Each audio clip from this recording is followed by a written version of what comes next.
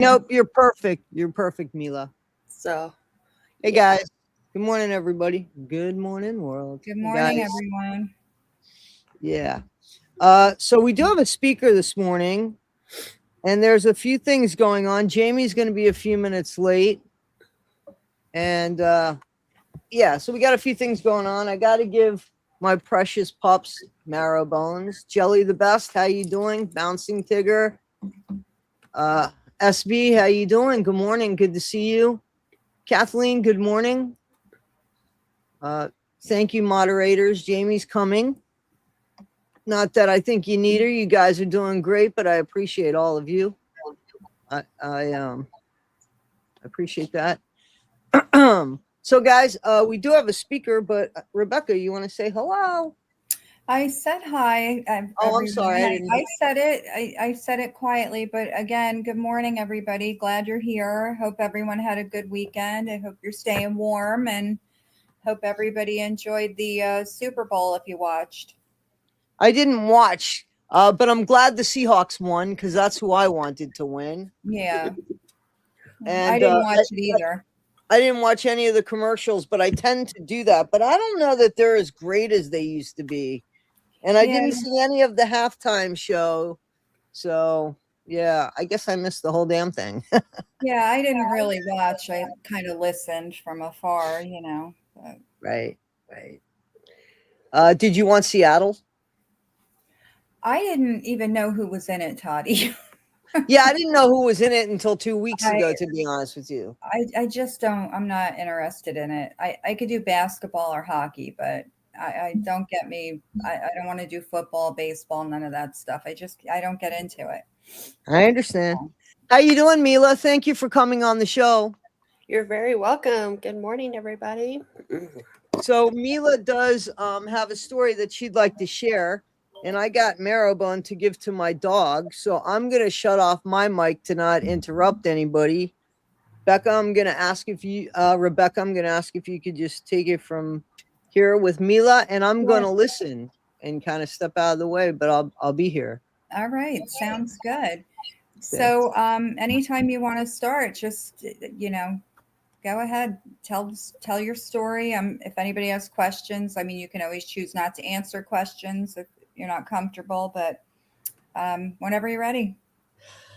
I think for me, the best way to help tell my story is kind of like answer question everything because Okay. it's hard for me to figure out how to start, to be Okay. honest. So, Okay. So, I mean, I know you talked with Toddie, and yes, I'm not certain what your story is about. Is it about addiction? Is it it's recovery? actually a combination of everything. I have a podcast called Break the Silence, and the reason I started it from my own experience is because I had a ex-husband that was addicted to pain pills and alcohol, Mm, which is a drug too. But also there was like verbal abuse, and towards the end it became physical mm, kind of thing, and just that I started to feel like I've always wanted to help people that had right. struggles with that, and I wasn't sure how to reach as many people as I could without, by helping. And I felt like the podcast was the best way. But I also have the space in the podcast for people that want to help those people too, because it's Right. so difficult to see someone that you love go through that and not know what to do. Yeah. So that's one of my main things. And So Mila, let me ask you this. So, because you yeah, said you needed some help. yes, Um, please. so when you had started with, where is your beginning to your story? Where does that begin for you? That's a good question. I would say probably my before I was married, I had another relationship that was pretty difficult, and that kind of made me have the frame set of what I thought was a relationships, and that relationship definitely turned out badly. He was an alcoholic too, and That one Did was you have even that? harder. Did you have that? Did you have that in your home as a child? No, I did not. Mm-mm. That's the interesting part. I think a lot of it was because of my insecurities, to be honest. And for me, insecurities can play a big role because I'm not going to reveal too much of my personal appearance, but I will say I'm 6 foot tall. And growing up being 6 foot tall has an effect. So, and being a girl being 6 foot tall was kind of difficult. So it made me feel like I stood out more than most people. You cannot not see me, I'll put it that way. And with those insecurities came like I wasn't sure who really liked me and who didn't. And I was pretty shy. I'm fairly shy in some ways, but other ways I'm not. My grandfather always thought I would be the, activities director of a cruise ship Mhm. kind of thing. But around guys and stuff, I was very shy. And I think that first relationship impacted me a lot because he was like my first for a lot of things. And so that impacted my life a lot. But he also isolated me from my family. So, and we also lived in another country for a short time. So I was even more isolated. So if anything happened to me, not many people would know, to be honest. Mhm. And yeah, I was 5'10" by the time I was 13. So I hear you being 6'3". Yeah. Um, Toddie, in Rebecca, please ask questions because it's just easier for me right now.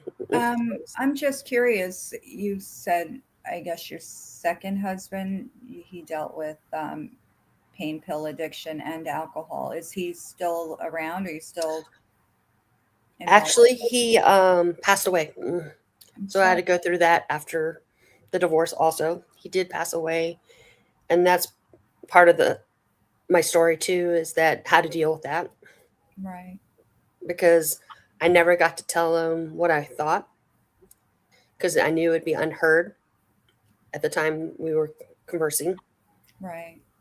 and that took some. And I want everybody to know that I'm healed in many ways, but there are still things I struggle with. So, and that's normal. I don't want people to think once because he's passed away now for I want to say 7 years now, something like Mhm. that, and it doesn't completely ever go away. There's still remnants, kind of thing, Right. and I feel like that's important to know because I think a lot of times we see things on TV. Oh, the Hollywood story of you're gonna be all better and find the love of your life again, and blah blah blah. That doesn't always happen. Yeah, yeah. So do you feel like when he passed, you didn't get to tell him your thoughts, and I guess that haunts you, that you didn't get to I say what you actually, needed what I to did to say. help with that is I wrote a letter the day of the funeral and I burned it. Okay. That was one of the ways. And then we had Unity sand instead of a Unity candle when we got married. And Hmm. I threw the Unity sand out of the water. Okay. So, in that And sense, I have kind of a relief in that sense. But yeah, still, it does, because I want to say so much kind of thing. But it's not right, as, that one's not as bad, to be honest, right, because I did that. right, exactly. So you said you feel like because of you feeling, awkward or whatever about your height and things, do you feel like you just picked the wrong guy? You just kind of took whatever came to you because you felt like you couldn't do better because of that? Is that kind of what you're saying, or? I think it was more like it was hard for me to feel like I could actually be loved. Mhm. Oh, that's horrible. Because I got teased quite a bit in middle Yeah. school, and And also, I was from Texas, and I was living somewhere else at the time. I Yeah. was living in California, so. And I remember the first thing it was like, "Where's your horse?" Kind of Yeah, thing. kids could certainly be cruel Oh for yeah, sure.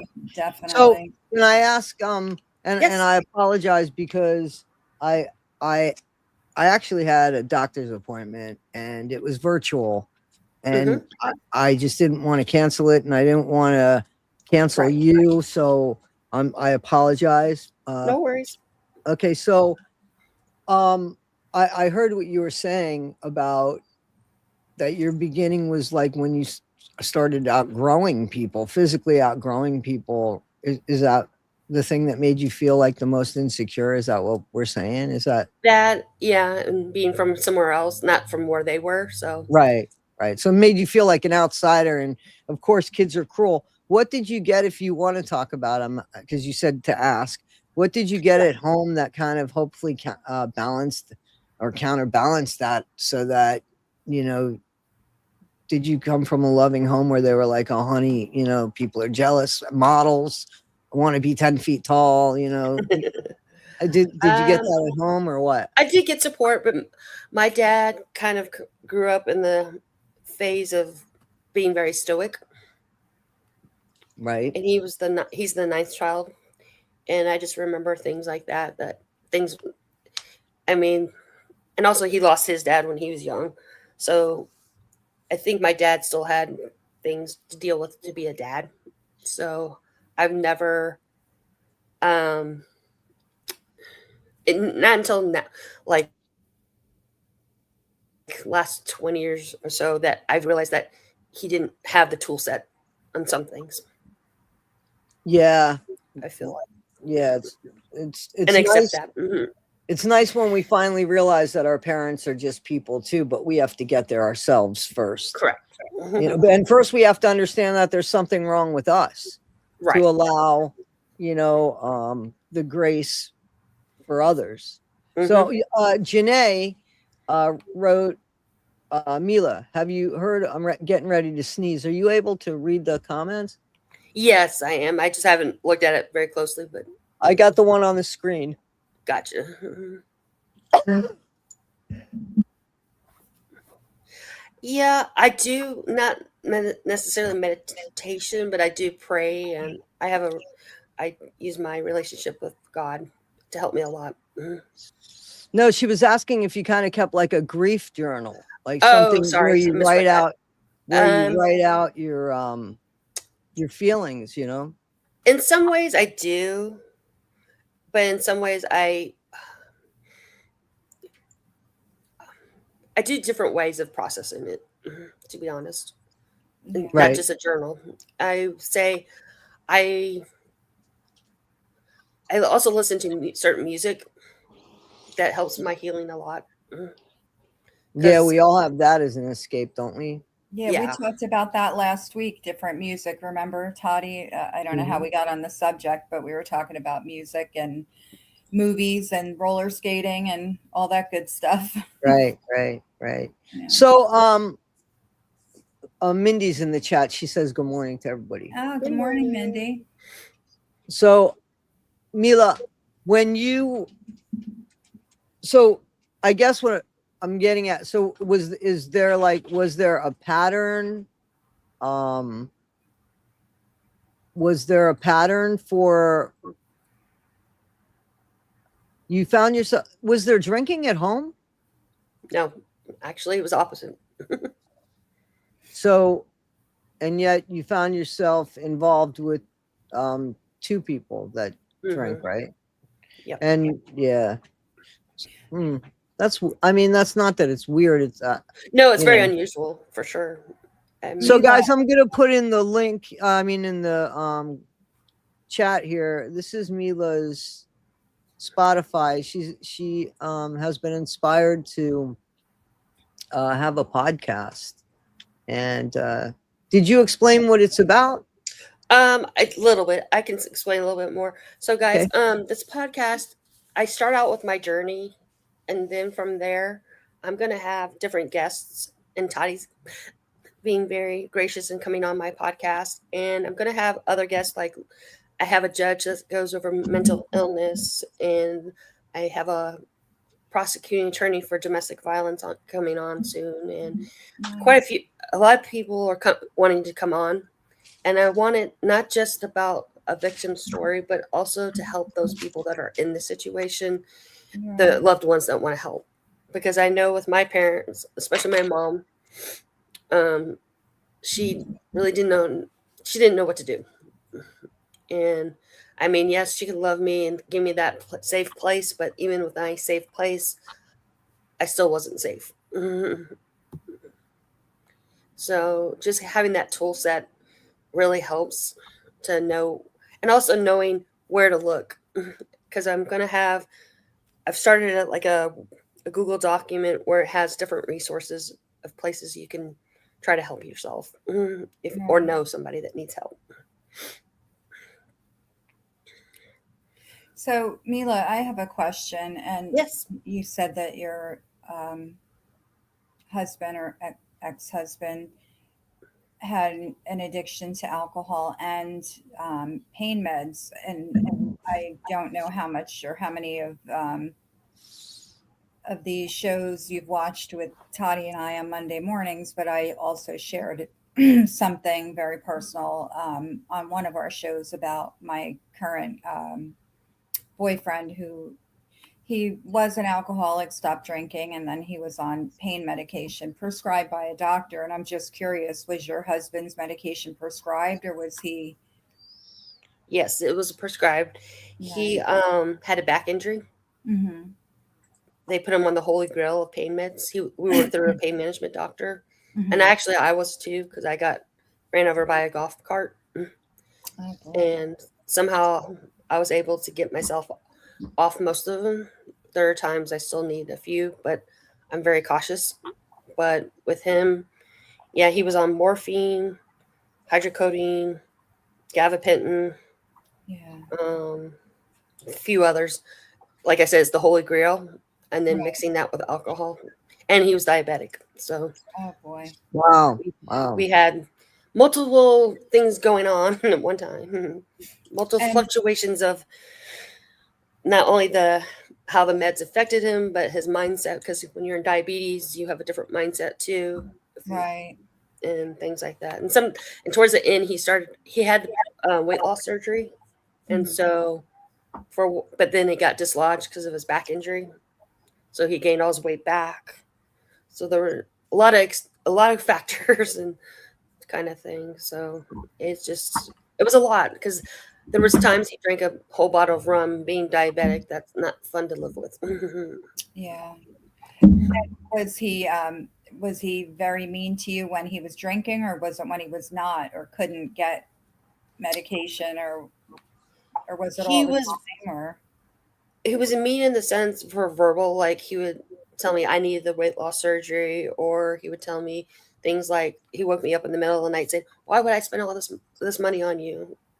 Or he would just like he would tell, or sometimes like if we were out in public, he would tell some things about my life that I didn't typically talk about. Like, I'm gonna say this because I feel like it's a safe place, but I was raped by the first guy, and he would tell strangers without my permission per se. oh He was boy. like, "Well, she's very insecure. It's because she was raped, and things like." And then we just met these people, so it wasn't like I even established a relationship with the people that we were talking to.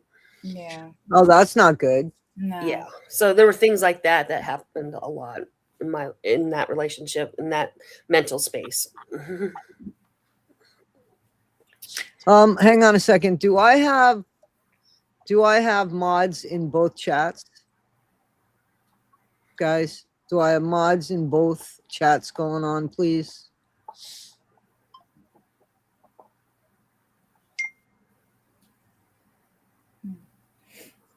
All right, Jamie's gonna hop over on the other one. Thank you. All right. I'm sorry. Oh no, you're Yeah, fine. I guess there's some stuff going on. I apologize. It's really pathetic, especially when somebody wants to be is kind enough to be vulnerable, like that really shows a lot of respect. That just shows a lot of respect. Anyway, I'm sorry. Go Oh ahead. no, you're fine. Mila, currently, what is your are you what's the word I'm looking for? Do you feel like, do you have counseling or like therapy or anything for what you've gone through, or are you pretty much just handling things on your own?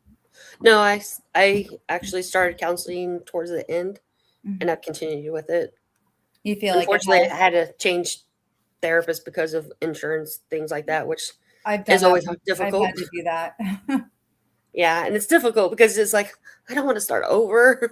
Yeah, I had one that I loved. I went through, I guess, three or four, and then I got this one guy, Avi, and he was wonderful. And then my insurance changed, and he wasn't in the network, but somebody else in the group was. And I don't connect with the other ones like I connected with him. Yeah, and it's so difficult, and especially when you're because with our stores, I feel like you have to have that connection, and you have Oh, to have yeah. that. It's not like I'm just going to share it because you're my therapist. Right. It's funny. I had so many, like, the session would start and they would ask, what's bothering, whatever. Right. And then, okay, so we're going to do this exercise. And I'm like, okay. Okay. So I need you to take a deep breath. And we were doing this breathing stuff. And I, I said It's to like the I don't guy, want to pay for breathing. well, what, my breathing's fine. That's not, he's like, well, just stay with it. And then after we'd get done, he'd say, how do you feel now? I'd say, well, I'm still pissed off about what's bothering me, that just breathing didn't help. I want to talk about what's bothering me. I don't need help breathing. I know how to do Right. that.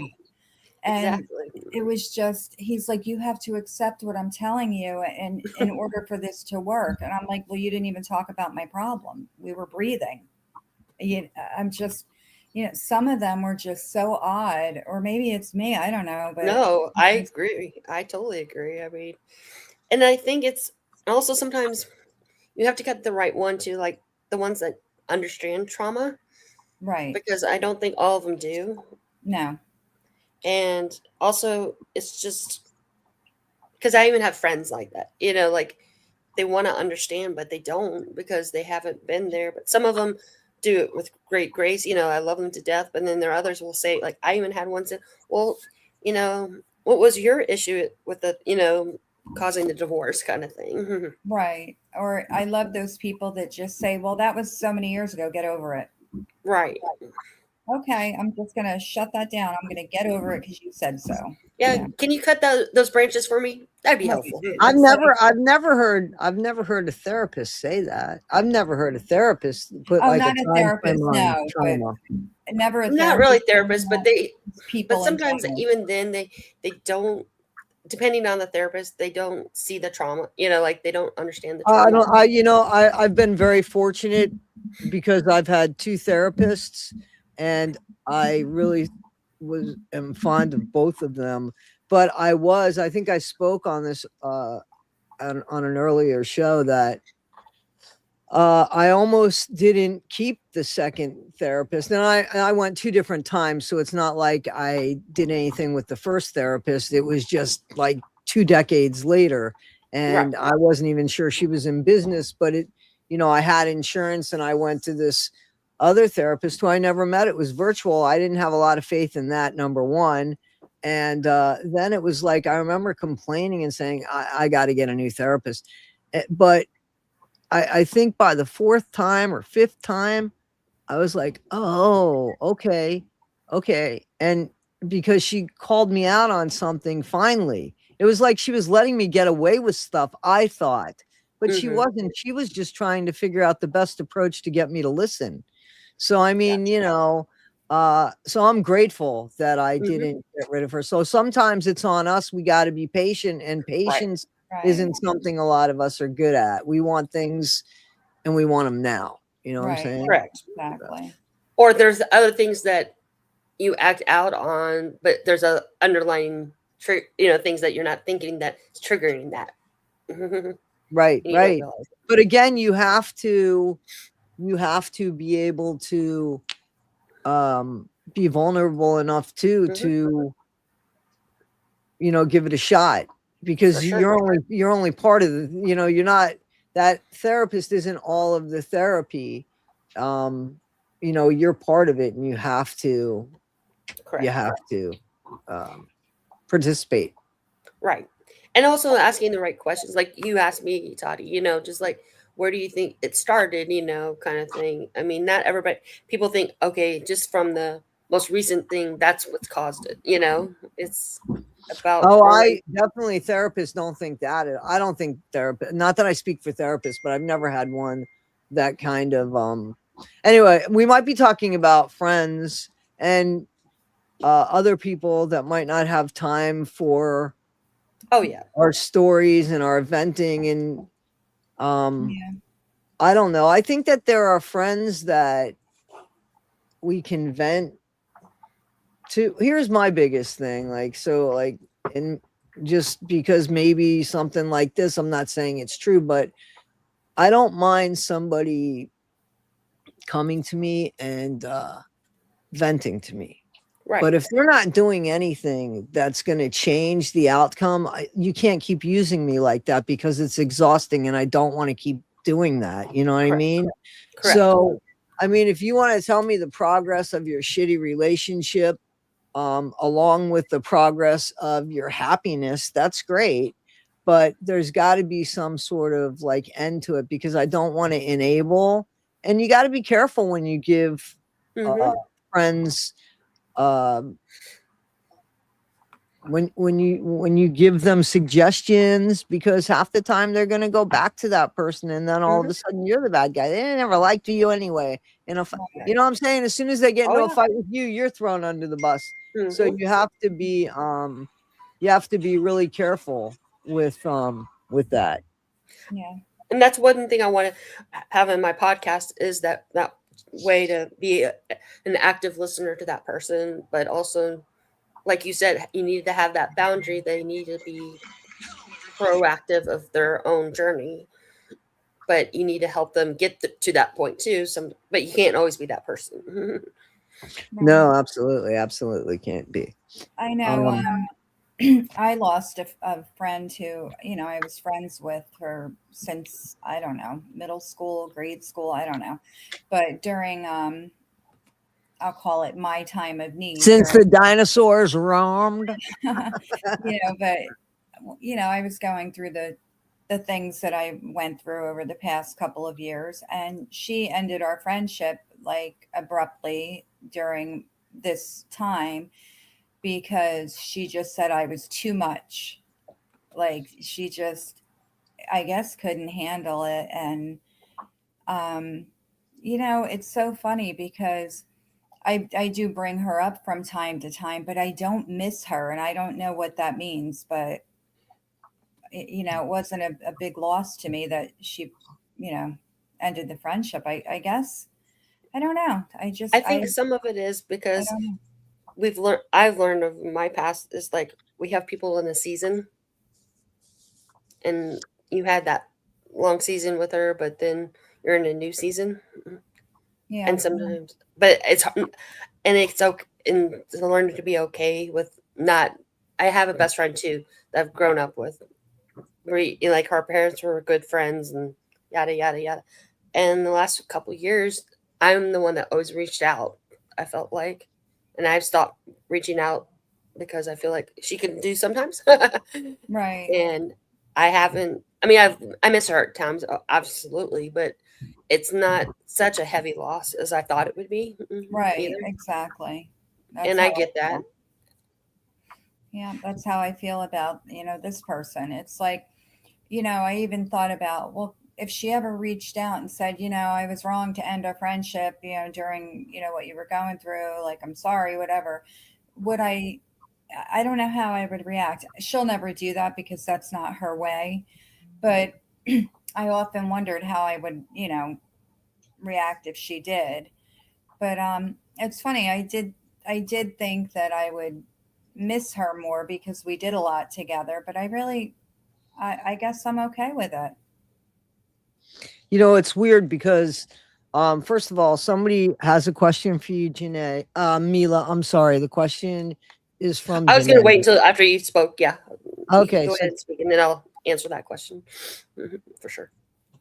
no, go ahead Oh, okay. and if I may ask, you don't have to answer, but I was wondering, you said you felt awkward growing up because of height, knowing everything you know now. Was it something, what is something you would tell that awkward girl? Very cool. Very good question. That Mhm. is a very good What's question. something you would tell your younger self?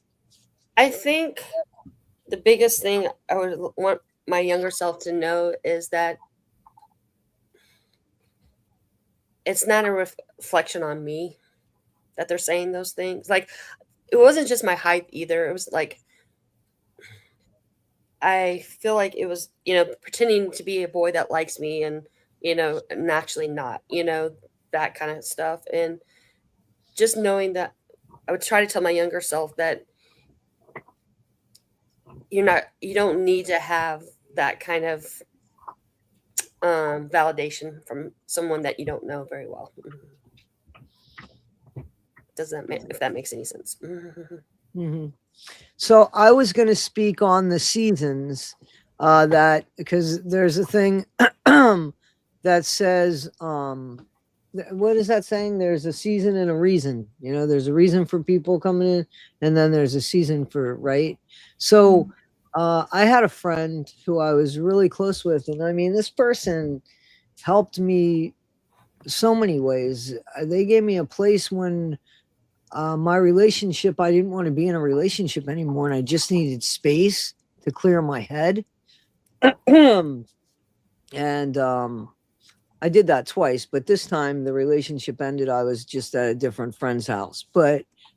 And then when I would come and visit, I would always stay with them, even in the smallest of spaces. And then ultimately they got into a relationship that was great. I moved away. I was in my relationship with Jen. And, over the course of time, you lose, contact with people, because that's what life is. But I, you still hold heart for them. So I used to speak to this person probably maybe twice a year, and it was only by like emails and such. And that was just it. That was just what happened. So she used to say that life is like a mosaic.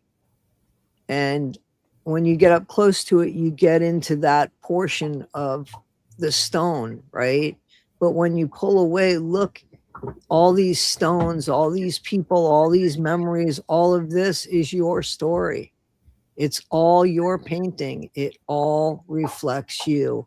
And I think that's I've looked at it like that since. You know what I'm saying? I mean, spiritually, I look at it like there's a reason why I'm in people's lives, and there's a Right. reason why they're in my life. And we've been through Correct. that. I told you the elevator story. But as far as just the coming and goings as well, and what it looks like at the end, we might not understand why certain people come into our lives, and we might Yep. not understand why we've come into theirs, but it still is some sort of reflection of our life. So I think we should just have the prettiest and best mosaic, so that when we look back, the memories are good. I agree. I think that's great. Because what I've been going through lately, because it looks like my job's in danger, and I'm trying to be like, okay, God, is this Sorry a to hear blessing that. or is this a lesson?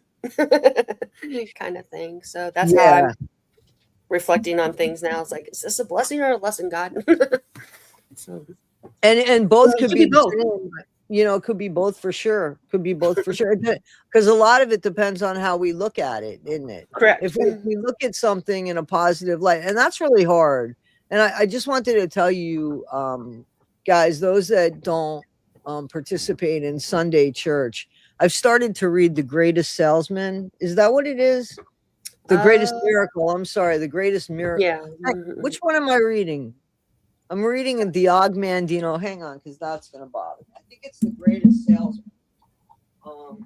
And that is such, I thought about just reading the book and putting it online and having people just hear it, because it is just so positive. And it is the greatest miracle in the world, is what I'm reading on Sundays, a chapter each after church. That's awesome. Mhm. You know, so and I think that there can be so much that all we have to do about anything in life, it's just simple, seriously, but it's so hard, is if we change our mind. You know what I'm saying? Like, as soon as we change our mind, everything in our world changes. Everything, the way we look at things, it's just the power to change our mind. And that's a good power and a negative power, right? So Correct. it all depends on how we, but God only exists in my world because I believe in God. I Right. feel God. I believe in God. But to an atheist, they don't have they don't have the restrictions or pressures that some would say, doesn't God put that on you? No, I mean, I look at God, you know, that's a positive way. But the oppression that some people would say about certain religions, and they're atheists, God doesn't exist for them. God is just Right. a word. It's a 3-letter word for them. So you see how just the mindset changes, like everything. Well, it's just like watching the news. Like, either, you know, you want to watch news that pumps you up, or, you know, with a story, you know, or do you want to watch the news that tells you, like, look at all this negative stuff and blah blah, you know, misery with company. Yeah. Kind of thing. Oh yeah, that's absolutely, yeah. I've And never that's why understood. I'm mindful of what I watch because of that. Yeah, because you're absolutely correct with that, because that's always looked like the scene to the Titanic, and the scene at the Titanic Right. When Rose, after the boat went down and she's looking for Jack and she's in the water, and the guy, you know, uses her so that he could lift himself up to breathe. That is that. Correct. If you've got to sacrifice others to bring yourself up, there's a problem with that, in my opinion. And that's an Yeah, and attitude. well, also sometimes they say, just like if you're, let's say I'm 6 foot tall, but let's say I even stepped up even higher, what would I see? You know, or what would I see if I crouched down? You know, how would my view spot? You know, like when you're with little kids, sometimes you need to crouch down to their level so they can really see you, versus being over them, kind of thing.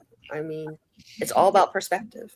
Absolutely. It absolutely is. But some people don't give thought to other No, I people's agree. perspective. They don't spend the time to do that. That's why there's this, in my opinion, that's what's going on in the world today. Yep, You know, I so agree. I think it's positive that your podcast gives people a chance to tell their story. And that's really pretty. Thank you, Kathleen. Kathleen, look at how clever.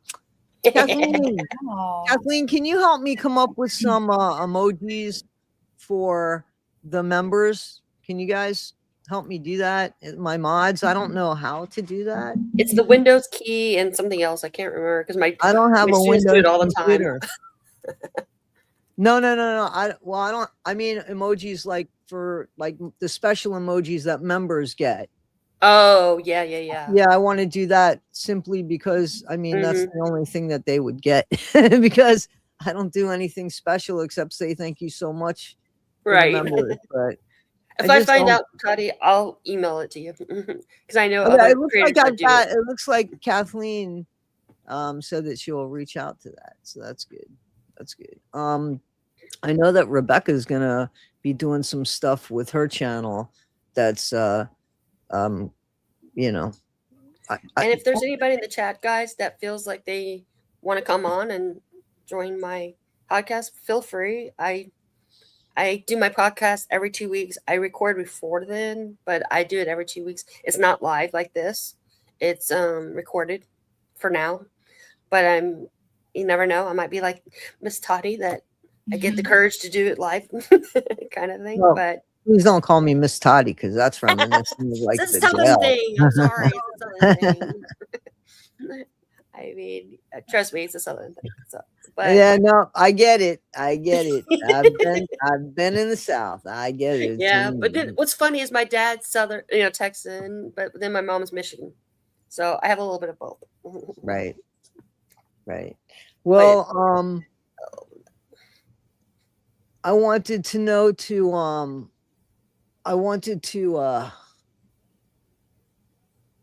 where are you at in your story? Like where are I you at in your yeah, story now? I feel like I'm in a fairly decent spot, but this job situation that just happened recently has kind of Right. put me in a spiral, unfortunately, because what I not only did I lose my my ex-husband, but also the when I was with him as a marriage, I lost my security in a sense. Even during the marriage, I lost my security. So like having something like this right now, I'm so thankful I have my therapist and I have a few friends and my mom I can talk to about it. But I do feel spiral. I do feel spirals at times. And also, guys, I noticed I started taking a stimulant to help lose weight, and that was a bad thing for me. I didn't realize how bad. It made me more emotional. It made me a lot of things, and so my spirals were making it more apparent. So please do watch what you eat too, not just it can enhance your emotions. And I've come to realize that, and I didn't think it was that much until recently. I was like, oh, that's gonna affect me. Okay. Um, but I feel like in my journey right now, I mean, there are certain things I'm able to be like, I have boundaries better of who I want to have in my life and what I'll put up with, which I think is huge Absolutely. That is huge.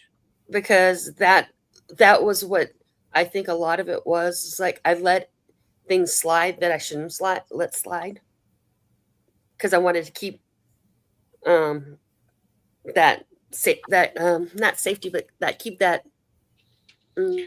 Familiarity. It's a comforting. It Yeah, regardless. It's and that's how comforting. I thought it was. Like that was my way of thinking. Oh, this is how a relationship is. This is how, and it's not. Now I'm looking at it different.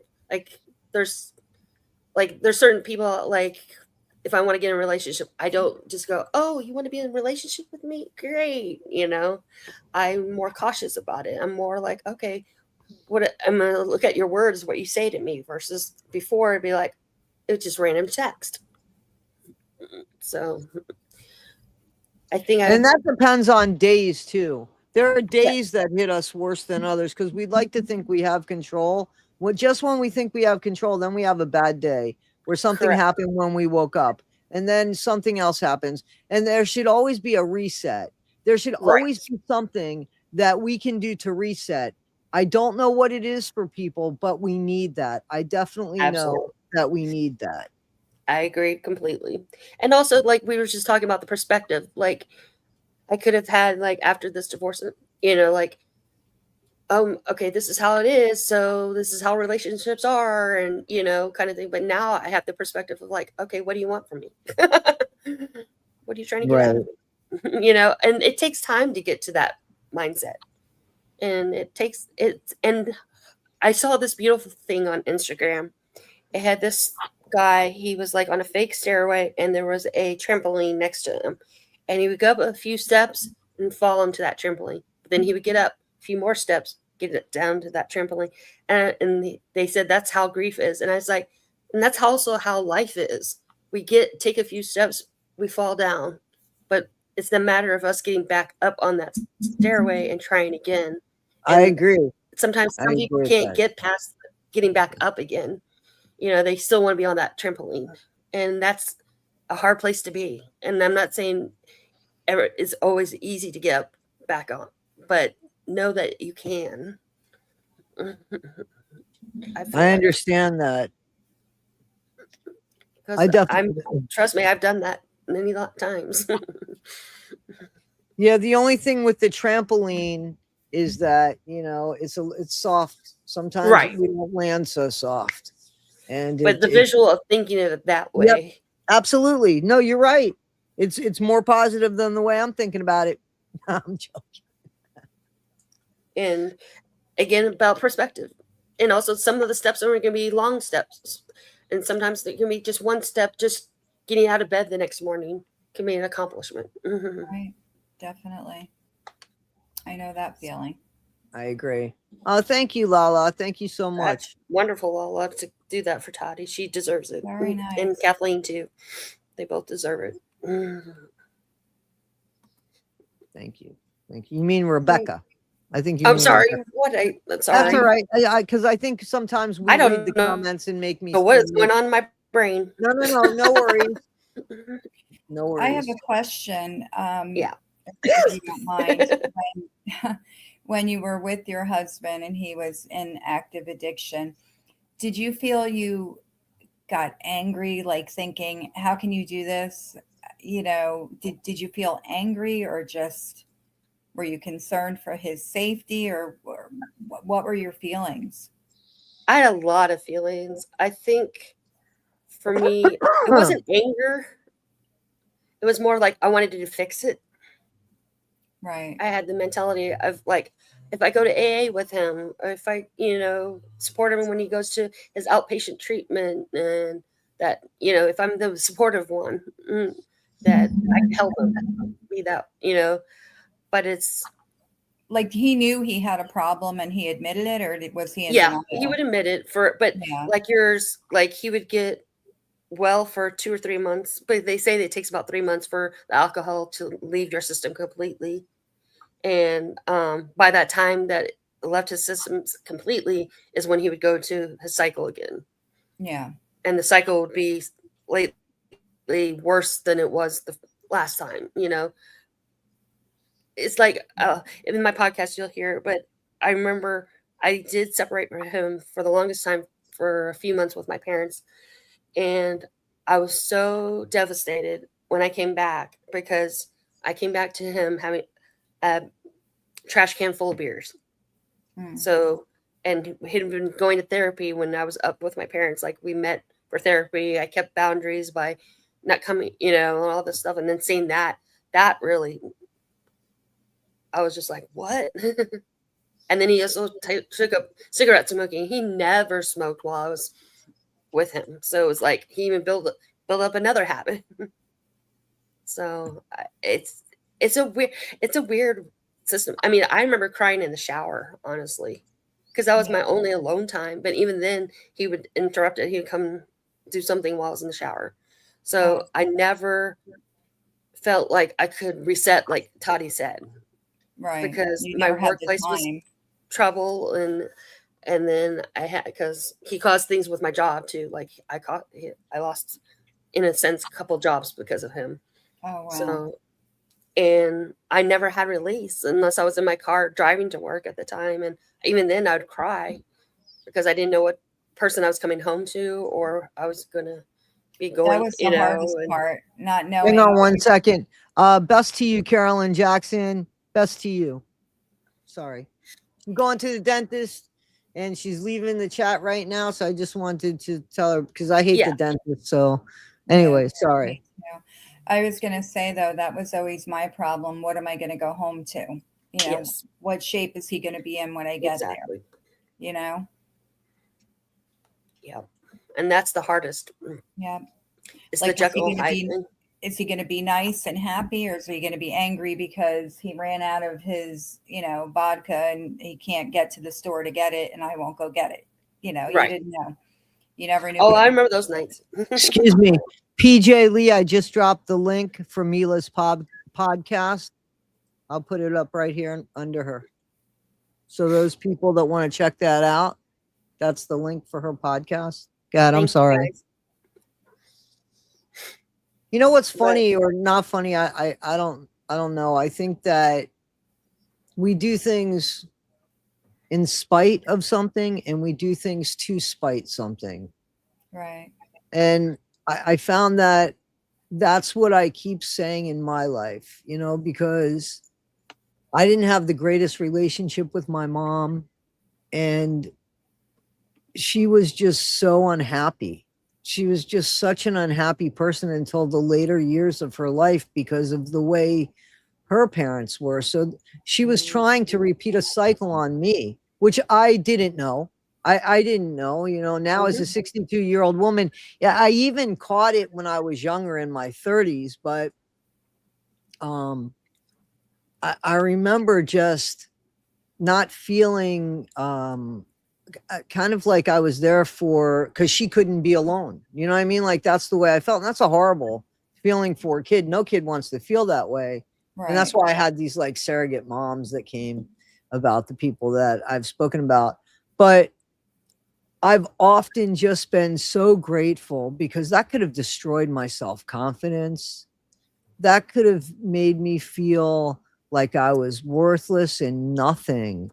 But there was something inside of me that let me know it wasn't me. And I don't know if that was God. And I'm not trying to make this about religion, but I'm talking about a little bit about my story and how some people can let things like that destroy them, and how some people are able to say, no, I'm not accepting that. Even at such a young age, I remember this is how old, so I'm going to date myself, though you guys know how old. And I've said this before, we would go to like Walgreens and they had the soda fountains there where you would go, you could get a turkey dinner, a meatloaf, you know what I'm talking about? Right? Rebecca, you know what I'm talking about, right? Yeah, it wasn't a Walgreens. Ours was like a Woolworth or something. Yeah. Okay. Right. It was right. Exactly. But there was a wall. I think maybe it was Woolworth. I thought it was Walgreens. It could have been by you. You're not, I'm in New Jersey. I think you're right. We had Woolworth. No, I think you're right. I don't think we had a lot of Woolworths. But anyway, we used to go there. And I remember one time I got up because I felt like I was only there so that my mom wasn't eating alone. And that's really hurtful. Because when I would talk to her, it's like she wouldn't look at me, and I already was coming up with, I was different than others because half the time people thought I was a boy. So I thought maybe she was ashamed. It's a lot that we'll carry as kids, right? But like, I remember telling her, and I was 14 maybe, that I was leaving and that, I wasn't going to allow that. So I don't know what it is I had already found religion, or I had already found God. So I don't know but you know what I'm saying? I don't know how, Yeah, how I some agree people, it because depends I've on how had a some different. people accept things, and how people, maybe my dad, I knew that my dad had, confidence in me. My parents were divorced at this point, but, I felt loved by my dad, and my dad was proud and such, and maybe that was the confidence that I had.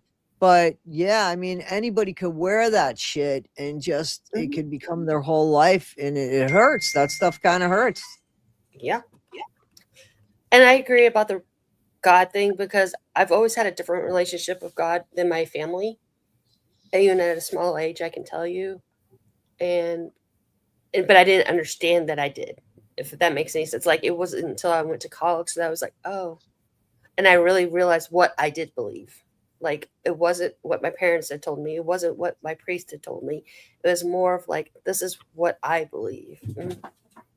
And I think that's a freeing thing too, Oh, to know. absolutely.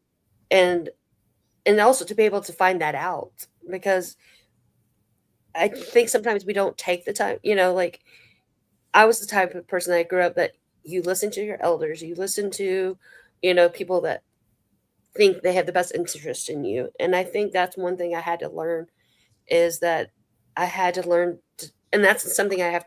Someone asked in the comment, like, what are my triggers today? And I just thought this right now is like, one of my triggers is like having that faith in myself to know that I'm doing the right decision. Because even after the divorce, guys, I literally thought, did I do the right thing? Was this the right move? Should I have given up like this, or kind of thing? And of course, I was trying to listen to other people because I couldn't trust myself. I think that. Go ahead. I'm sorry. No, I was just gonna say but there are times I still do that too. But for now, I can say like, okay, I trusted, I made that decision, and I'm going to be fine with it. You can go ahead, Toddie. I was reading the comments here. Oh, So, okay. I didn't want to interrupt your thoughts no, because I know no. I forget. Nope, that's fine because I don't want to interrupt either. I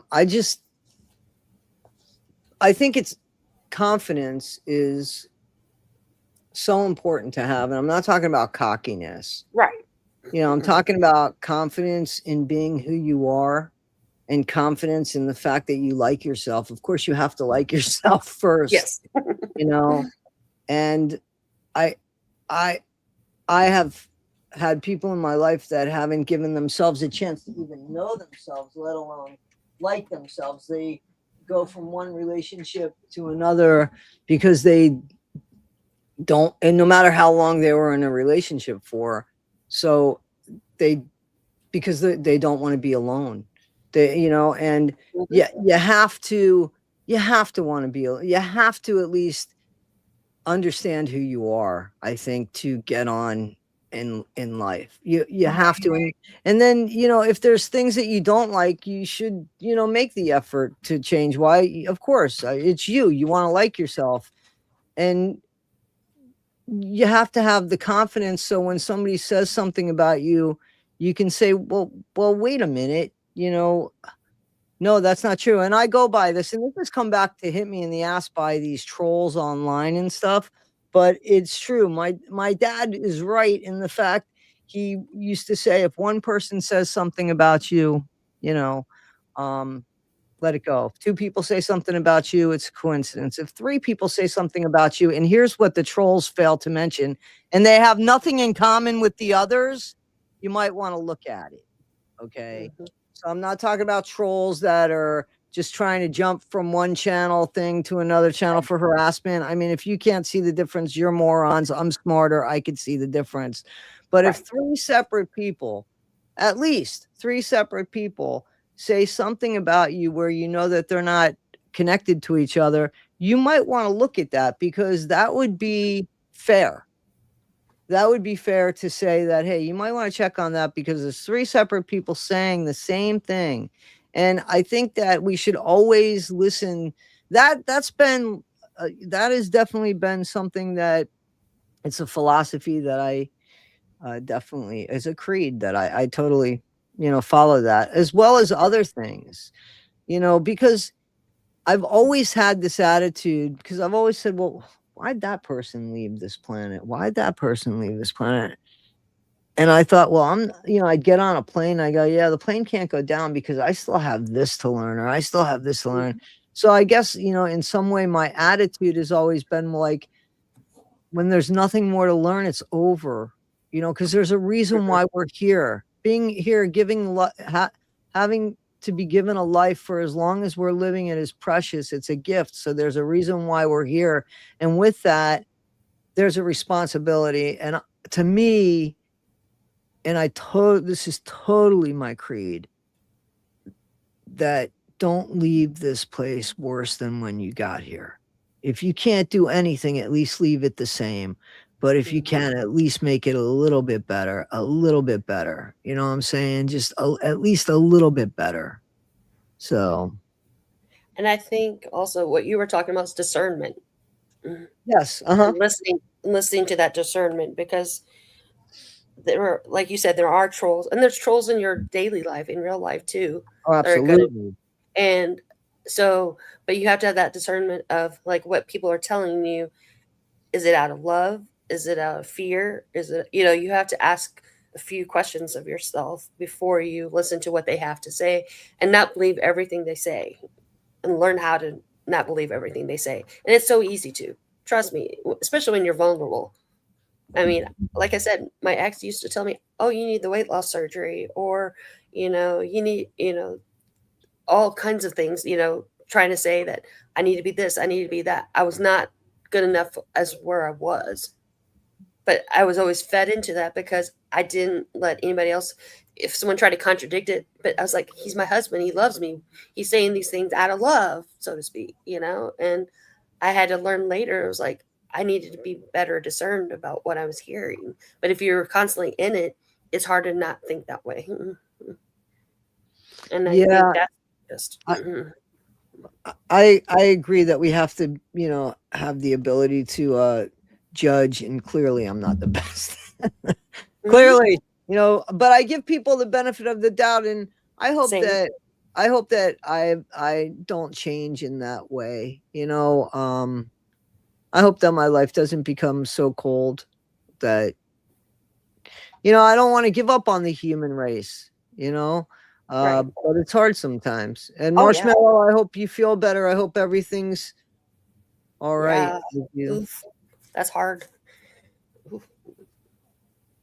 Wow. But I think, and having conversations like this, just having real conversations too, is helpful, because a lot of time, because we get so caught up with what we hear, we don't take that time to have. I work from home, so the person I talk to majority of the time is my dog, because my students don't talk back to me. I talk to circles, Right, so right. So I mean, but I make sure I make an extra effort. I'm in my church play. I do a Bible. I go to a Bible study. Exactly. You have to have some sort of community that, Yeah. and somebody that holds you accountable. You know what I mean? Yes. Like, I have friends that I've had for over 30, 40 years, and they'll put there. It was one of my friends that said to me, "Hey, Toddie, I think that you need to go to therapy, because the fact that your dad died, Jen died, and your cat died, that's not too healthy. It's not normal," is what she said. She Right. said I needed therapy. So, Exactly. but And you got to be able to listen to it too. You know what I mean? right. And it's hard. I mean, especially when you're vulnerable. I feel like No, man, I went. I went. I mean, I no, I'm heard just her. saying it's for Yeah. anybody. When you're vulnerable, it's hard to think straight. Actually, yeah, no, two people told me, and they didn't know. I mean, they Right. knew each other, but they didn't talk to each other. Right. They didn't talk to each other, because one of them was a family member, and they didn't talk to this person. They met this person like 30, 40 years ago, but they had Right. never. So I was like, well, there's two people that genuinely love and care about me. I mean, they're saying that maybe I need some help here. So the dogs haven't said anything, so maybe I should check Right. it out. They And haven't and I realized haven't given their advice yet. exactly, and I realized, when I started going, and I just started seeing in my own, even with the way I was kind of treating the therapist at first, where I didn't have a lot of confidence in her. You know what I Mhm. mean? So yeah, I think that you're right. Well, I think therapy, any way of trying to make yourself better, Yes. um, is the way to go. And it's okay to change therapists, guys. I mean, don't feel like you're set up with one. It might not be a good fit. It's okay. Yeah, but Just just try. Just give it but time, at though. least Don't try. just right. Yeah, It's just like it's trying to not supposed to feel change your good eating all the habits. time. It's like Right. trying to change your eating habits. You're not seeing anything at the beginning. You might not feel like it's working, but then if you do it after 2 or 3 weeks, it's like, oh, okay. My thing with the therapist was I didn't give up like the first session if I didn't feel like Right. it worked. I still met with them once, twice, three times. And then by the third time, this one guy with the breathing thing, we never talked about what was bothering me. We just did these breathing exercises. And, Right. by third or fourth visit, I'm like, yeah, I can't do this anymore. So I Yeah. called, and I didn't say it to him. I just called, and I said, I need an Mhm. appointment with somebody else. This isn't working out. And, I went through several before I met Avi, and, we were together for a couple years, and then the insurance situation happened, and they put me with some woman who was doing the virtual. We weren't going in person, and she would be driving in her car and not Oh paying wow. attention to me, and I'm Oh, like, that's silly. Yeah, yeah, that's not this cool. isn't working. And then I went through a couple, and I got to tell you now, I don't have somebody that I really like. I'm waiting for a new one at this point, a new therapist. I've actually got an appointment. I believe it's next Thursday with this new one. And we'll see how it goes, Well, but I like my doctor, my psychiatrist. I just, that after my therapist, Avi, went out of my network, I just haven't found another good one. well, can I just say that so I you know how I just said, you got to have something to bring you back. You got to have, you got to have something to like bring you back so that you could just kind of check yourself. And Mhm. so I knew that I needed that, right? Like I knew that I needed something to make me stop before I reacted because I was very reactionary and I'm not that way. But because I had just lost three beings that meant so much to me, it's like you couldn't even look my way without me getting defensive or without me putting more and more walls up. So I was very reactionary and I knew that. And so I said to the therapist, I started asking like for things that I needed. I said to her, this is what my goal is in the therapy. So Right. so maybe if she was a little lost or just trying to figure things out, she saw one, I have a goal. I want to get there and I'm willing to work on it. But this is my goal. And there were times that we sidetracked because those issues needed to be dealt with. But we got to my goal. And Right. so if I remember saying to her, can you please tell me an exercise? Because how did she know I needed that exercise? She Right. spends an hour with me a day, a week virtually. How does she know? You know what I'm saying? So like Right. I would have problems with inanimate objects. I hate fighting with inanimate objects. It's a pet peeve of mine. So like when I'm putting my jacket on, I want my sleeve to go through the jacket. I Right. don't want to be fighting with it. I don't want to fight with things that I can't reason with. You know what I'm saying? So I get really impatient and I lose my cool. And this was happening horribly. So I said, how do I just stop and just fucking breathe and get through that? And she gave me those exercises. So sometimes I think we expect from therapists to understand what's going on and we have to help ourselves in having others help us. Just like just like Tom Cruise and Cuba Gooding Jr. and Jerry Maguire. Help me help you. You know what I'm saying? So I think sometimes we have to help ourselves and ask for what we need because I don't think that therapists always know. Yeah, you're right. And before we go on, I'm putting in the chat three other ways you can listen to my podcast. I have it also on iHeartRadio. Well, it didn't go through. Let's see. Because someone asked if they didn't have Spotify, Right. or else Yep. they can listen to. But apparently it didn't work. So I might put in the private chat. And you can share it That's with the fine. mods, Yep. That's Mhm. fine. That's fine. Yep. Just so you know. I have other ways to Can listen. can the mods get into the private chat? I don't I know don't that. know. I don't Can you know get in either. there, guys? The guys with the wrenches? Yeah, flying kite's good, but not when it's freezing. You know what I've been Um, doing? That I don't know. It just does something for me. It relaxes me. I just recently bought bird feeders and I've been feeding birds and squirrels and that brings me peace. It relaxes me, it calms me, it shuts everything else out of my mind for that a little bit of time. And I don't know, just something I enjoy. I think that's wonderful. I think that whatever it is that we need to do for ourselves, there's stuff that keeps popping up. I've been on TikTok a little bit, guys, just for those that don't know. I've been putting some videos out there, but really they're excerpts of videos that I've put online from the other channels. But when you get on TikTok, the TikTok shop and all that. So there's like this coloring, I don't know what it's called, but you color it. It's all black. It's all black.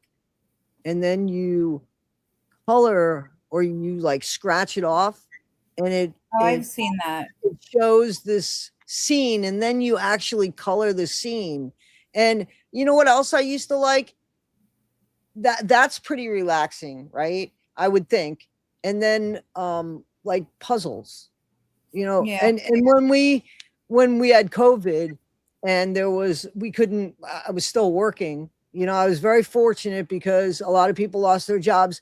I was still working, and we were dead there. There was nothing. And we used to, this was before the YouTube channel and stuff.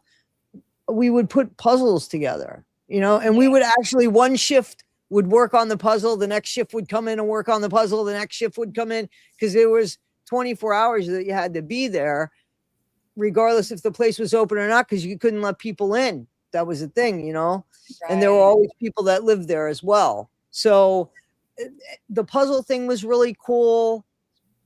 I spent a lot of time looking at different places that I think I want to end up living. There's so much now that we have access to. Maybe it's an overload or something that's happening to society, but you would think there's so much at our whim. If you want to go to Scotland, you can go on YouTube and have a virtual tour. You know what I'm saying? There's so much. There's music you could reach. There's just and hope too, as far as doing something online, like doing a podcast, putting a podcast or putting a YouTube channel together. There's so much, and it's still just so very toxic in this world. And we have to have a place that we go as individuals when the lights are down to say, you know what, I did the best I could today. I didn't hurt anybody today. My place around me was clean. I didn't make anybody clean up any shit that I brought from yesterday. Right. And you know what I'm saying? Or I don't know. I think I think that sometimes when that's all we could do, that's not a bad thing to strive for, just not causing any more damage. Right. Okay. Toddie, I did put in the private chat my email address, because apparently nothing I post will come through now. I don't know why. Something's going crazy. So I did put it. If you want to give that to the mods to share out, feel free to. And I can email people the other ways to listen to my podcast. So I don't know why it's acting crazy on me, but it is. Here we go, guys. It's called Break the Silence. Vlog. Break the Silence vlog. Thank you. You're welcome. Where'd it go? Because I just thought I put it up there. Yeah, I see it. Okay. I just want to put it there. Yep. Thank you, SB. That's great. I appreciate that. Yep. Because I don't want people to feel like they can't find a way to listen to it. And that's why I did it so many formats. And guys, another reason I did it is because I felt like the people that are in their situation get scrutinized on everything they do. And I felt like a podcast was something that they could still listen to without feeling repercussions of it, because they can listen to it at any time. They don't have, they can listen to it in their car. They can listen to it, when they're trying to have one of those few reset moments or something like that. So I want it to be able to be available to y'all whenever. And also, I do put trigger warnings, guys, too, because I know it's not easy to listen to everything I put. And because I know for me, if I was listening to that in my situation at the time, it would have been hard for me. And I do take breaks in the podcast for those moments too. I think it's important to take that moment and like, okay, I'm listening to this, but okay, this is too much for me. Maybe I'll stop now and pick it up later, or I need that little 30 seconds just to reset. So I'm doing this not only for you guys, but for myself too. I was surprised how I was able to do a lot of these 2 podcasts without breaking into tears, honestly. So it's not easy. Well, I thank you, and I thank you for your courage, and I thank you for giving a space for people to tell their story. And you know, they give people a safe platform to tell their story. So that's a good thing by paying it forward, for sure, for sure. Most definitely. And also people that want to help, because I want that too, because it's so hard to find help. Yeah, no, that's what I'm saying. A place for people Yeah, to I'm go. sorry, my Yeah, brain. yeah. And tell their story to you know, and it's important to have that safe place for them to go and speak, you know. That's a good thing. It's a good thing. And I have to tell y'all, Toddie's been I'm so thankful because she gave me the courage to do this, because I kept nodding at myself like, what am I going to do? I want to help somehow, but I wasn't sure how.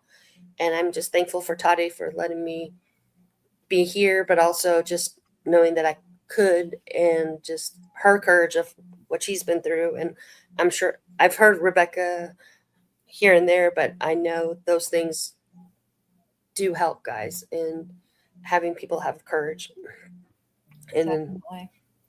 because it does it, I mean, because it's so hard to be vulnerable nowadays, because especially me, because I was, that safety of my being vulnerable was taken away from me for a long time, because I, like I said, I didn't want to tell, I don't, not, I'm telling the whole world now, but about being raped, but I didn't, for the longest time I didn't even say I was. Right. I'll put it that way. And let me just tell anybody, and you know, anybody that wants to start, and I support anybody that wants to put their voice out there, and because it's not easy to, you know, put your story out there and to show up for people and stuff. And I'm flattered. I'm thank you for that. But what's, if I can give you and Rebecca both, you know, don't pigeonhole yourself on your own platform. So what you think is helping people today, like look at how our little show here has changed over the course of time. Because if we only stuck to the stories of addiction, well, half of the time we'd have dead air. So we started talking about other things, and then we just started talking about things that made us feel good, like the movie thing, and talking and joking about that. You have to have, you have to allow yourself, because you don't know what helps people. Maybe what we did that week when we had nothing to talk about and we just started talking about songs and stuff, maybe that helped somebody more than the talks about addiction and the talks about that. You know what I'm saying? So don't pigeonhole yourself in I know you have a vision, but be open to letting it sometimes dictate to what, because that might be the thing that helps people. Like you might not have even found your calling yet. You might find, oh my God, like I didn't even think about this. Look at how I'm helping people here. And I never would have thought it might be something about dogs. It might be something about cats. You know what I'm saying? So just don't pigeonhole yourself. Let your go with it so that you can also enjoy it, you know? Right. And that's what my I don't care. I'm not looking, like I get contacted on Instagram all the time. Do you want to see more followers? You know, pay us X amount of dollars. I'm not doing it for that. I'm doing it for the just helping that one person. And yeah, you don't want to do that anyway, because the no, minute somebody sees that you have bought something, yeah, I'm like, your no, credibility goes out, because your yeah. integrity, you But also, know. it's like it's not real people to me. You know, like if they're It's looking at not. It's certainly not real people to and you. and I've done enough. I've seen enough fake people in my life, so it's not Right. like I need that in my life, my online life either. So, and it's just we know someone in particular, Toddie, that loves that stuff. But Yep. Yep. Yep. Yep. but no, I'm here to my, even at the beginning, I say one story at a time, and Yeah, I that's what saw I'm that. gonna always have, one story at a time. That's it. Well, I think that's awesome. I think that's absolutely awesome. And I just I literally just started this, and I already have over 1,000 impressions on Spotify, and that blows me away, guys. And I started this in January, so I'm just, and half of them have actually clicked on something because I'm like, wow. So I'm not doing that to brag, guys. I'm just doing it because I'm like, I didn't think I'd be able to do that, even come close to that. I thought it'd just be my friends listening to it at the beginning, honestly. So I have someone from New Zealand and Turkey right now too. So we really don't know where your thing's gonna reach. No, we have people from all over that tune in. It's really cool. And I Yeah. and I think it's awesome that we can have that united front together, because when our world's trying to make us so decisive, make us undivided, that we need somewhere to be divided together, to be Right. together on things. We doesn't mean we agree with everything everyone says, and it doesn't mean that, but we can still have a love for each other even if we disagree with each other. Right. We can still come on here and talk and, like adults and Be respectful. hopefully, be respectful and take something away from it, Or maybe you're going to learn a different perspective on the other side of like, oh, I never thought of it that way. Right. Exactly. You have to be open to that too. I You mean, do. it's so hard. It's so easy to be like, okay, I believe this, and this is the only way. Well, no, Right. some things, Exactly. especially people that have not been in our shoes, the ones that don't understand, they're like, well, suck it up, buttercup. Right. Or Exactly. you're gonna, oh, you'll find somebody, it's gonna be okay. Yeah. That's the Hollywood story. Yeah, exactly. Or, when you're going through something, with somebody, it's like, well, just leave them. Why Right. do you stay?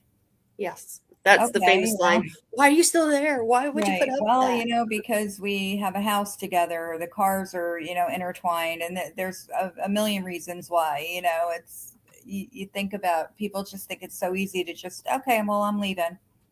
Yeah. Well, And they can say I it takes just 7 times, guys, butt for in? someone to leave.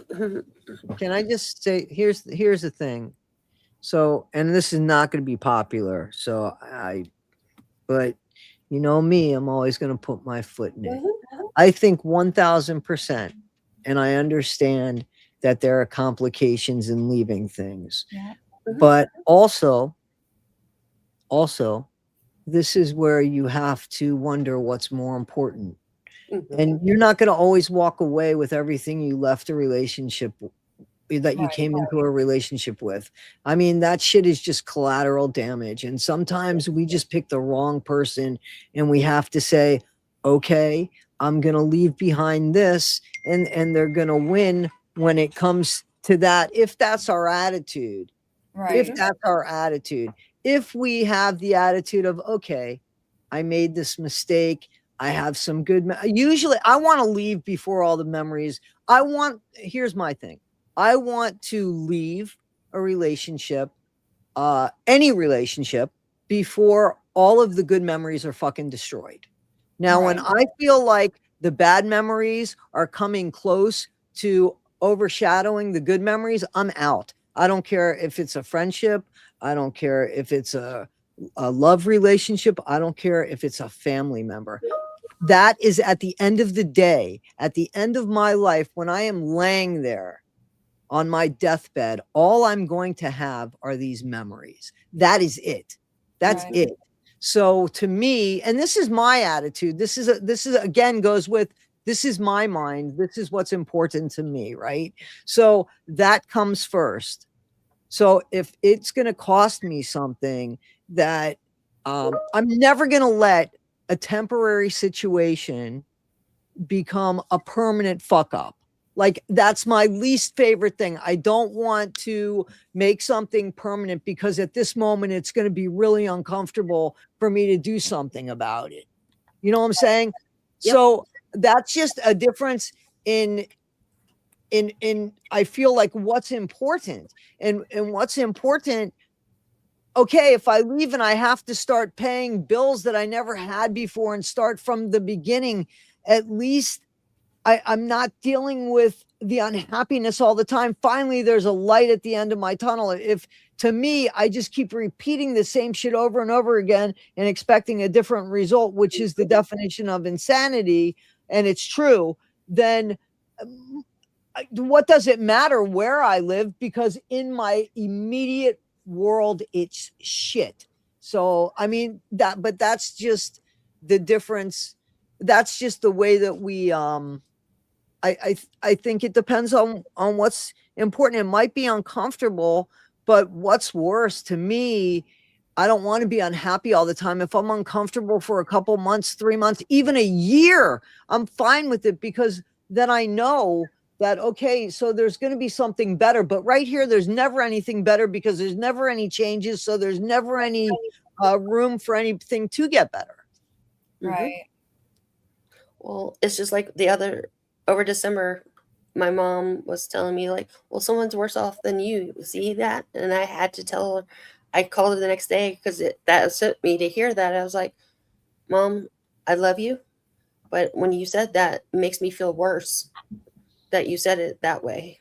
That I can't be emotional about that situation, kind of thing. And that took a lot for me to say that, because especially when it's someone you love, and having the courage to be able to say, hey, that hurts.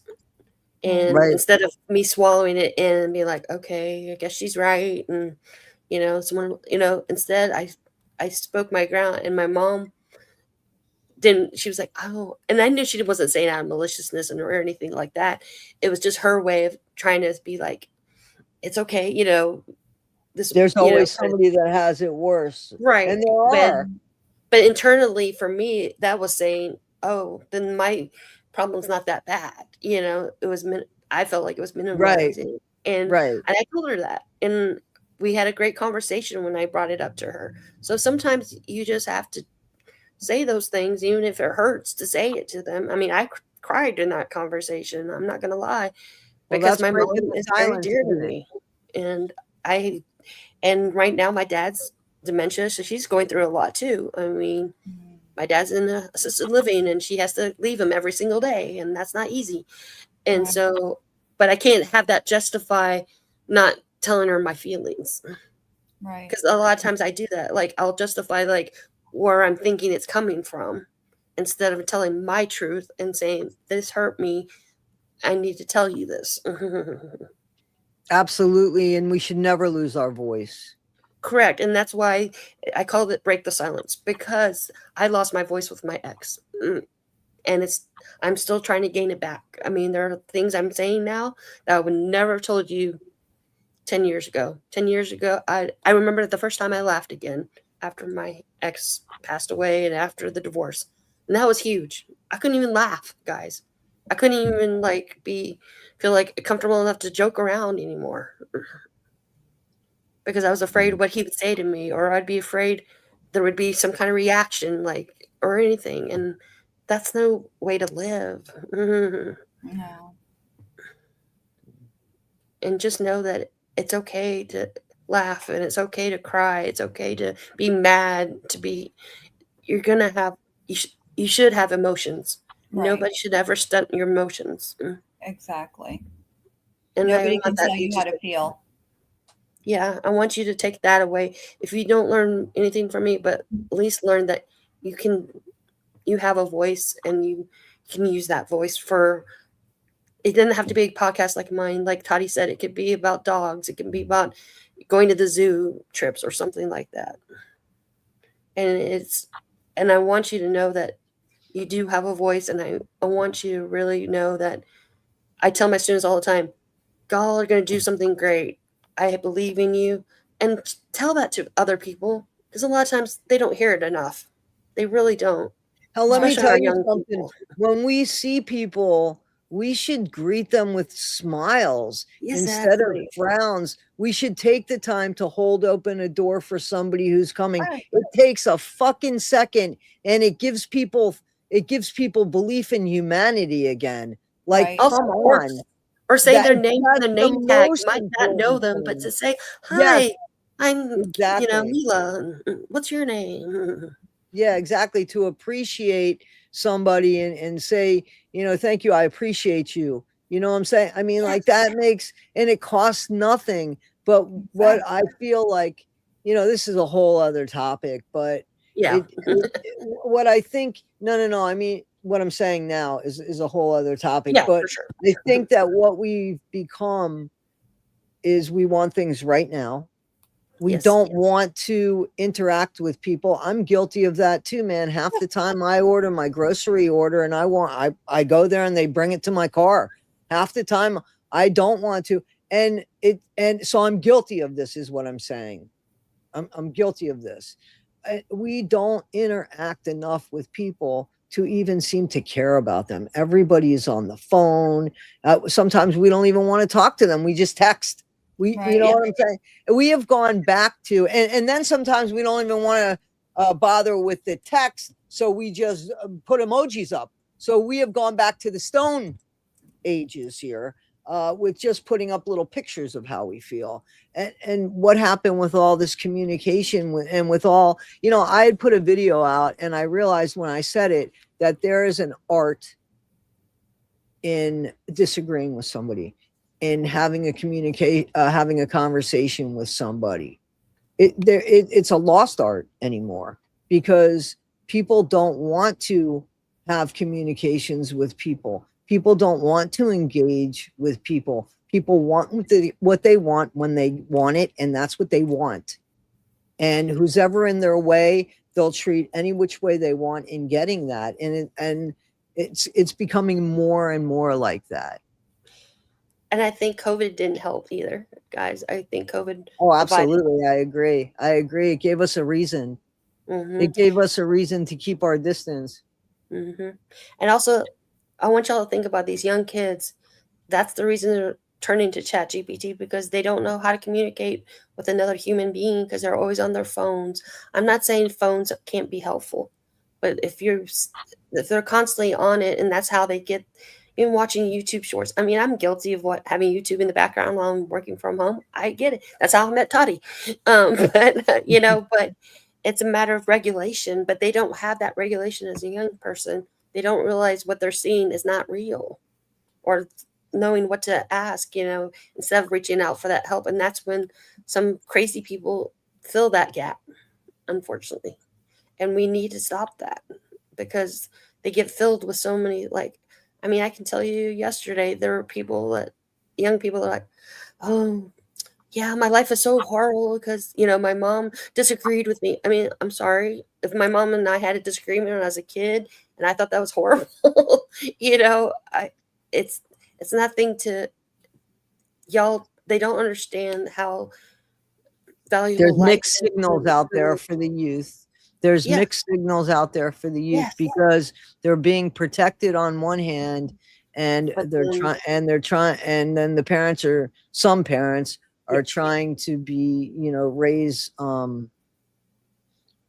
raise respectful kids. and it's And hard. it's very hard because I don't believe in beating your child, but I didn't find it a problem when I got smacked in the ass as a kid for doing something wrong. Right. You know what I'm saying? My dad didn't beat the hell out of me like that, but I mean, But you knew you would be punished. there was a consequence. There was a Yes. fucking consequence for sure. And what happens now is something totally different. And then you also have really good parents. So it's a messed up situation. It's It just is. really messed up. It really is. And also to untrain them in those thought processes, because I teach high school, and that was, I try to untrain their thoughts. I even share motivational videos, just showing that yes, anxiety exists. And that because they think they're the only ones with anxiety. I'm like, no, you're not. There's so many. Even if they were the only ones to think, I mean, they should at least have a tool to Exactly. deal with And I it. talk about these videos afterwards. I'm like, guys, this is your chance to speak what you want to say. It could be on chat, it could be on the microphone, whatever makes you feel comfortable. But know that these are things that are going on, and that or if you want to be I actually had someone that said they were the bullier and wanted to share her story about being the bullier of people, and that took courage, man. I mean, to instead of being the one that was receiving it. Yeah, no. I get it. Yep, that happened to me with somebody, and I was shocked and disappointed, to be honest with you. I thought they were getting bullied, and they laughed and said, "No, I'm the bully." And I went, "Well, I don't know which. I don't like. To me, they're both bad. I'm sitting here worried about you, and you're Right. telling me that somebody else should be sitting there worried about somebody else because of you. I don't know. It's a hard line. And also this girl wanted to just give repentance to it, but but not everybody has that mindset. No, for sure. And but like we just said it earlier, we need to have these open conversations and be able to talk it out, not have repercussions of talking it out. Right. Well, does anybody have anything to say in the chat? I think this was really interesting. How you doing over there, Rebecca Mitchello? I'm okay. I'm really enjoying the conversation. I'm glad that people feel comfortable here, to open up and tell us their story. Mm-hmm. And I appreciate y'all letting me share mine. And I appreciate that. And no. Thank you for reaching out and sharing your story. And I look forward to coming on your podcast. Just email me and let me know the time that works for you. Yep. And I'm thrilled to tell my story for the first time. Right. So I mean, it's going to be awesome. And we'll figure out, like I said, I pre-recorded before I post it. So we'll figure out time to record it. And stuff absolutely. Like Absolutely. But I am very appreciative because I've seen Toddie's heart, throughout these last year or so, and just things that've gone on. And I don't like other people being hurt. That's just my thing. And luckily I didn't lose that, because it's so easy to after experiences I've had. But I've been better about discerning, and that's huge. And not trying to, because I'm the type of person, oh, there's a kitten on the road kind of thing. But I have to be discerning. Like she said, like she heard someone that thought they were being bullied, but they were the bullier, and it's hard sometimes to distinguish. It really is, because some people play that way too. That's true. That. And you have to be okay. It was a family member that said that to me. And the only reason why and this was several years ago, but the only reason why I'm bringing it up is because I wasn't loyal to that family member. I was loyal to the fact that you don't fucking bully. End of story. I don't care who you are, what your last name is. You just don't behave like that. So that's where I get in trouble a lot of times, because it's like, well, I thought she was loyal to this person. No, I am loyal to a situation, because if anybody did anything that I thought was morally incorrect, that struck me to the core like that, I don't co-sign that. I don't care what your last name is.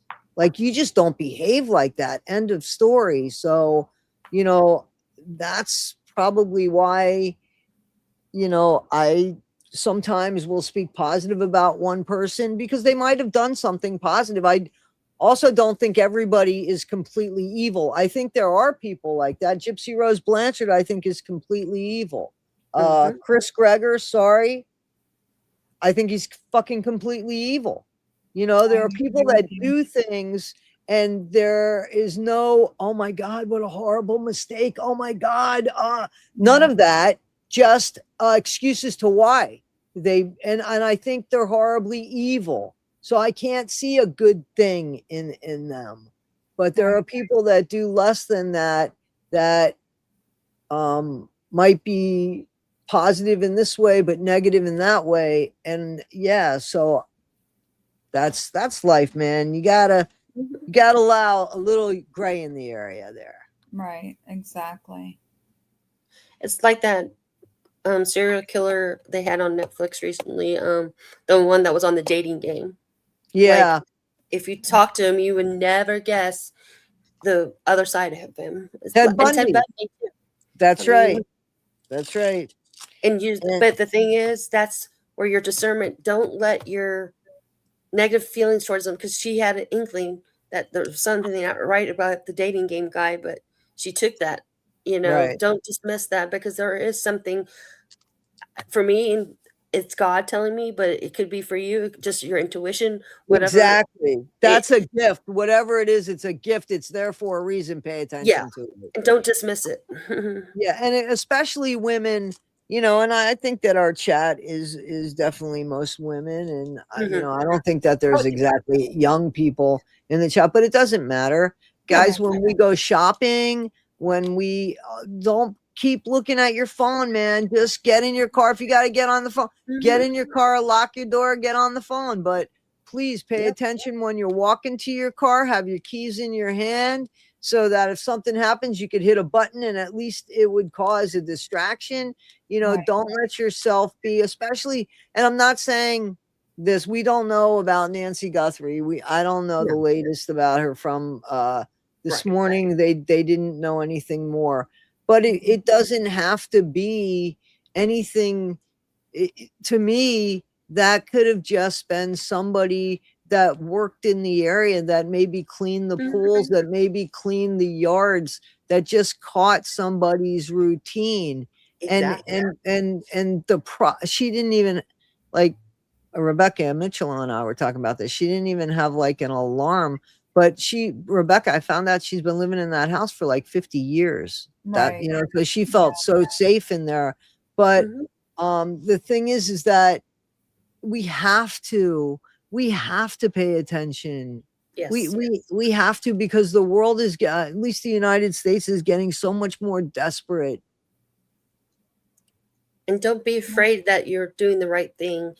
And like, even if you feel like that girl in the situation with the dating guy, what you could do is, if you feel like he's gonna follow you, drive up to a police station, or and Yeah. then see what they do, because they're not going to want to come up to the police station.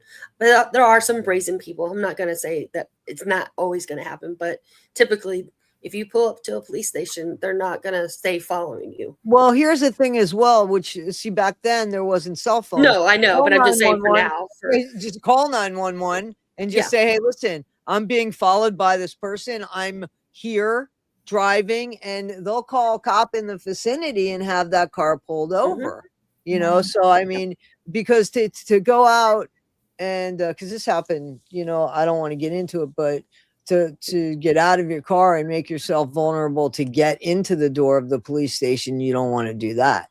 So right, we have tools now yes, that are used for certain things. I thought I showed you guys, there's a tool called Noonlight, that's very good, and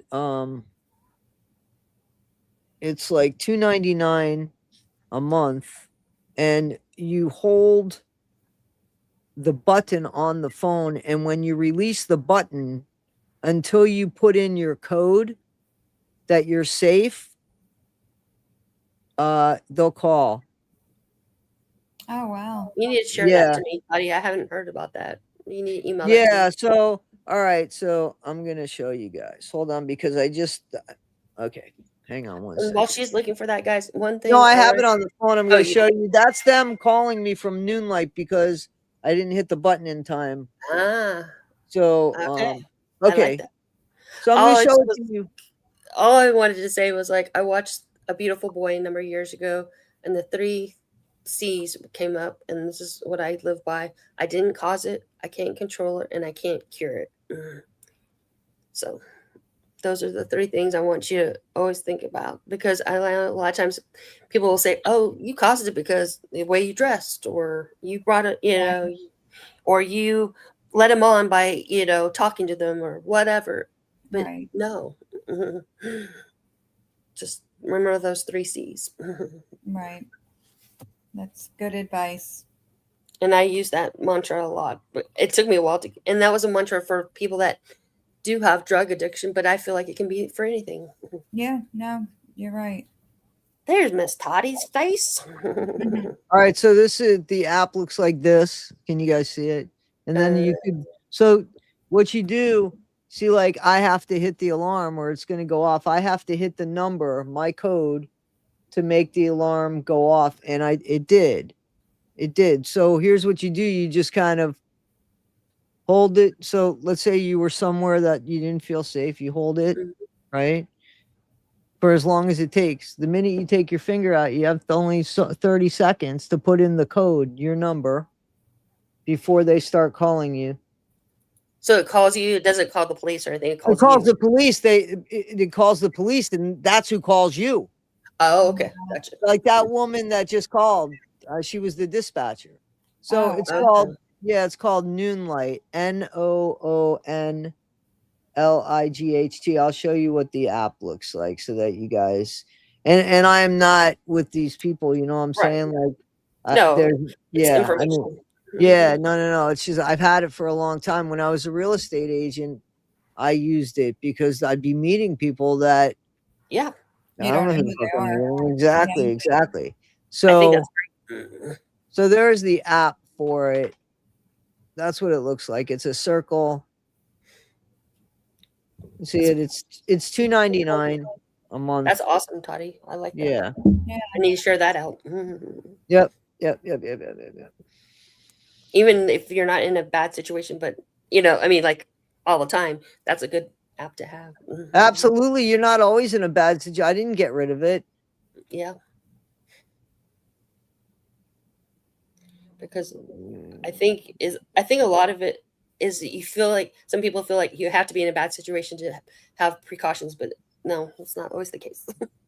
Oh, the hand signal for DV. I'm not sure what that is. Oh, it's Is it this thing where they do that? I've seen that on it's like similar to videos, that. Yeah. but I don't know. I don't want to say it wrong, but I think it Right. has something to do with opening and closing your hands. Mm. And also something Anybody about that your needs, windshield wipers, if they're set up a certain way, your windshield wipers is a signal to the people they might try to sex traffic you too. There's a thing out there too. it's thumb in, fingers over is what Kung Fu Panda is saying. So it's just yeah, thumb in, fingers over, tuck thumb into the palm and open and close. Okay, so that we know what that looks like, right? That's just Yeah. like Yeah. Mhm. so. I have And to keep reminding myself I'm not on camera, so if I nod my head, I'm like, yeah. Yeah. Well, guys, I got to take the dogs. Yeah. And I got to do go some- back to work. For And sure. I thank you so much, Mila, again for sharing your story. I look forward to coming on to your podcast. I look forward to it too. And And- Rebecca, go ahead. I'm sorry. I'm just gonna tell you, Rebecca, you're more than welcome to. So, Oh, thank you. Thank you. or anybody in the chat, please feel free. Yeah, please check out her channel, her podcast channel, Break the Silence Vlog. So your email is breakthesilencevlog@gmail.com. Vlog, yeah, it's a V in front of the L instead of the vlog. It says V instead of B. Yeah, vlog. Yeah, VLOG. just to make sure Okay. people, because it sounds so similar. So, V is in Victor, log. correct. There you go. Well, thank you, thank you again chat, for coming. for being here, as always. And thank you, ladies, for being here. And I think it was a very good podcast, and hopefully people will get something out of it. Yeah, it was a good day. I hope everybody has a good week. And Rebecca, thank you for sharing about your situation too, about his drug addiction and that thing. Yeah, It's no not easy problem. because it's not it's hard to understand. It definitely is. But I'm proud of you, and I thank you for being vulnerable that way. And I thank Again, you for sharing your story. I know it's not easy. again, to bully and beat up on somebody who just doesn't have their life perfect at the moment because their life hurts so much that they Right. feel the need to self-medicate, we're going to crucify them even more. Yep. because they just need a little bit more time or more tools. Like Right. if that isn't something that makes somebody feel more superior, and if you don't see the Titanic scene in your head where they're literally pushing Rose down so that they can stay up and breathe, I don't know what's wrong with you. Anybody that takes advantage of using somebody else's distress or unfortunate circumstances something to prop themselves up on is disgusting. And if someone asks you like how long they're going to grieve for, tell them there's no set time. Nope, definitely not. And I think that's what we want is a set time that, it should be done in a year. It should be done in 6 months. And No, that's not grief always the is, case. different for everyone. It looks different. It is different. There's no set time. Ask them for the magical wristwatch that they think will end it. Right, Or exactly. the magic carpet. All right, ladies. That's me. I'm gonna go. If you guys want to continue, I could leave this open. No, I need to I'm get gonna going. go too. Okay. Okay. But thank you again. Thank Okay. you, everyone. Thank you. Thank you, Have a good Mila. week. Thank you. Thank you. Thank you, guys. Bye. Bye. Thanks, guys.